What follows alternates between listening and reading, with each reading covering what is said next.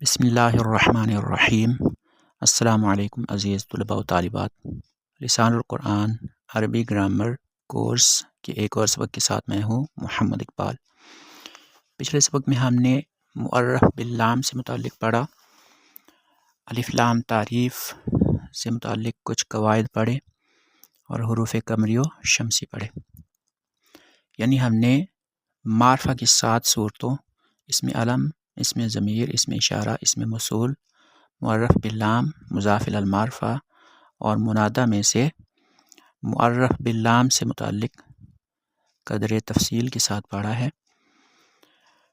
اس میں ہم نے ایک تو یہ پڑھا تھا کہ الف لام جو ہے اس میں حمزہ جو ہے وہ حمزہ وصل ہے، یعنی پچھلے لفظ کے ساتھ اس حمزہ وصل والے لفظ کے ملنے کی صورت میں حمزہ وصل کی آواز نہیں آتی، اور اس الف اور لام میں لام جو ہے یہ لام تعریف ہے۔ ہم نے جو الف لام تعریف یعنی جو پڑھا ہے ہم نے، اس میں ہم نے یہ بھی پڑھا کہ الف جو ہے وہ کس صورت میں آواز اس کی نہیں آتی اور لام کی آواز کی صورت میں نہیں آتی۔ اس سلسلے میں ہم نے قمری حروف اور شمسی حروف پڑھے تھے۔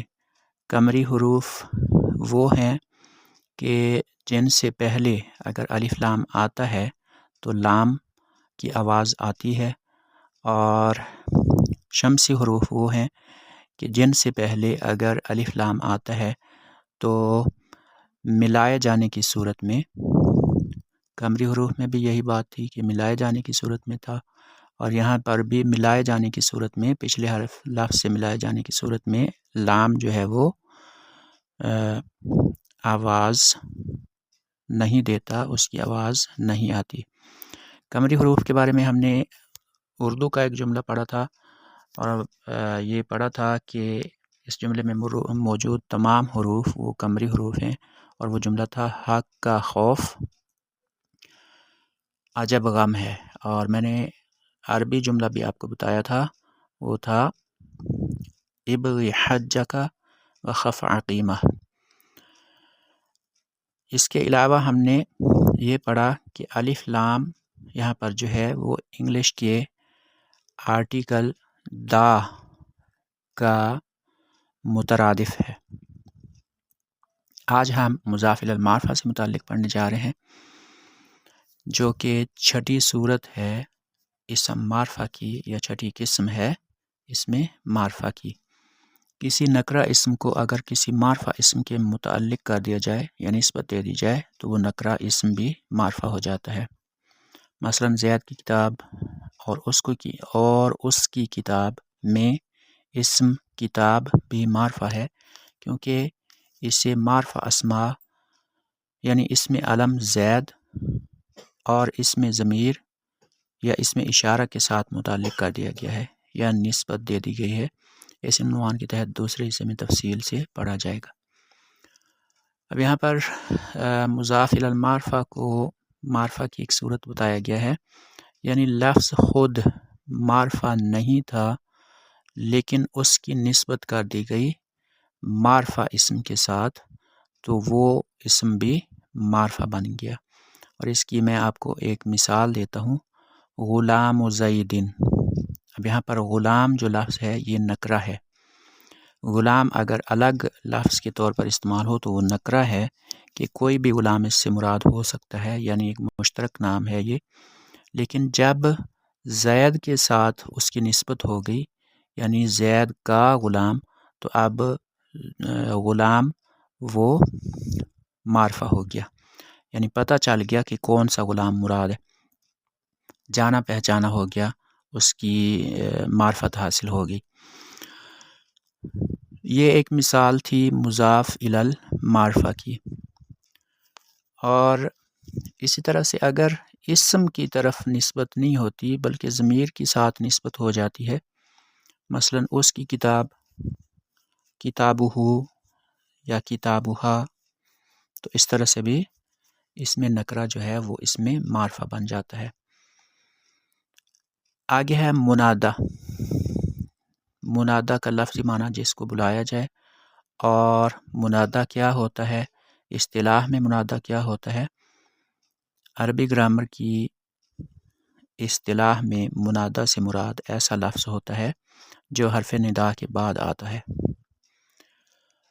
کسی نکرہ اسم کو بلانے یا آواز دینے پر وہ نکرہ اسم معرفہ ہو جاتا ہے۔ یہاں پر یہ کتاب کی میں نے ریڈنگ کی ہے۔ اسم کو بلانا یہ غلط فہمی میں آپ کو مبتلا کر سکتا ہے۔ دراصل اسم کو نہیں بلایا جاتا، جو مسمہ ہوتا ہے اس کو بلایا جاتا ہے۔ مثلا اسم ہے زید، اب ہم نے اسم زید کو نہیں بلانا بلکہ زید جو کہ ایک انسان ہے اس کو بلانا ہے۔ تو کسی نکرہ اسم کے ساتھ حرف ندا لگانے سے وہ اسم منادہ ہو جاتا ہے اور وہ معرفہ ہو جاتا ہے۔ مثلا اردو میں مثال ہے اے لڑکے اور ارے بھائی۔ اب لڑکے، جب کسی لڑکے کو بلایا گیا حرف ندا اے کے ساتھ، یا کسی کو ارے بھائی کہا گیا، ارے کے حرف ندا کے ساتھ اس کو بلایا گیا، تو یہ جو الفاظ ہیں لڑکے اور بھائی یہ معرفہ ہو گیا۔ عربی میں اس کی مثال یعنی منادہ اور حرف ندا کی مثال ہے یا غلام اور یا رجل۔ اس میں یا حرف ندا ہے اور غلام یہ نکرہ تھا، لیکن حرف ندا کی وجہ سے یہ منادہ ہونے کے بعد معرفہ ہو گیا۔ اسی طرح سے رجل یہ لفظ جو ہے یہ نکرہ ہوتا ہے، لیکن جب یہ منادہ بن گیا حرف ندا لگنے کے ساتھ تو یہ معرفہ بن گیا۔ تو ہم نے معرفہ کی 7 اقسام سے متعلق یہاں پر سبق پڑھ لیا ہے۔ ہم کوشش کرتے ہیں کہ اس کی مختصراً دہرائی کر لیں۔ تو اس میں معرفہ کی 7 صورتیں کون سی ہیں؟ اس میں علم، ضمیر، اشارہ، موصول، معرف باللام، مضاف الی المعرفہ اور منادہ۔ انگلش میں ہم بولیں تو علم یا proper noun, pronoun, demonstrative pronoun, relative pronoun, definite by article, definite by article دا، ڈیفینٹ بائی ایسوسیشن اور ووکیٹو ناؤن۔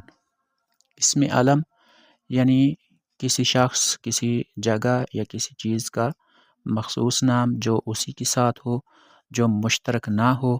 مثلا کسی شخص کے لیے ایک لفظ زاہد ہے، کسی چیز کے لیے ایک لفظ ہے۔ مثلا ہم کسی دوائی کا نام لے لیتے ہیں، کسی بھی دوائی کا جو ایک مخصوص نام ہے وہ اس میں علم ہے۔ اور کسی جگہ کے نام کے لیے ہم کسی شہر یا کسی ملک کا نام مثلا لاہور یا پاکستان یہ مثال کے طور پر لے لیتے ہیں۔ اس میں ضمیر یعنی وہ اسم جو کسی اسم نکرہ یا اسم معرفہ کی جگہ پر استعمال ہوتا ہے، اور اس کی مثال انا، نحن، انتا، انتی، ہوا، ہما، ہیا وغیرہ ہیں۔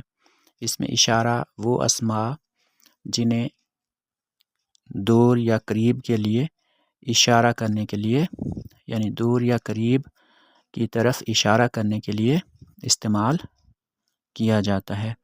اس میں موصول ایسے اسماء ہوتے ہیں جن کا ترجمہ وہ، جس وغیرہ سے ہوتا ہے، اور اس سے آگے ان کا صلہ ہوتا ہے، یعنی ایک طرح سے یہ تفصیل بتانے والے الفاظ ہوتے ہیں۔ ان کی مثال الذی، اللتی، الذین وغیرہ ہیں۔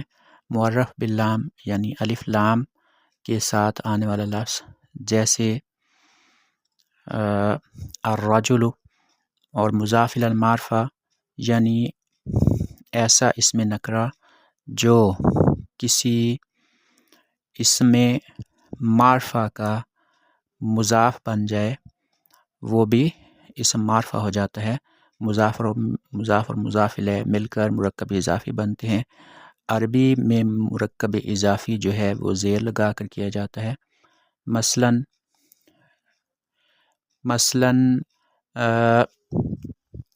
مزار شہداء، اس میں را کے نیچے زیر ہے، اور یہ جو ہے مزار جو ہے یہ مضاف ہے اور مضاف الیہ شہداء ہے. شہداء کا مزار. عربی میں جو مرکب ہوتا ہے اس میں مرکب اضافی ہوتا ہے وہ اس طرح سے ہوتا ہے. مثلا غلام زید، زید کا غلام. آخری جو قسم تھی وہ منادہ تھی، یعنی حرف ندا یا حیا، حیا وغیرہ کے بعد جو اسم آتا ہے وہ منادہ ہوتا ہے اور وہ اسم بھی معرفہ ہو جاتا ہے. اگلے سبق تک کے لیے اللہ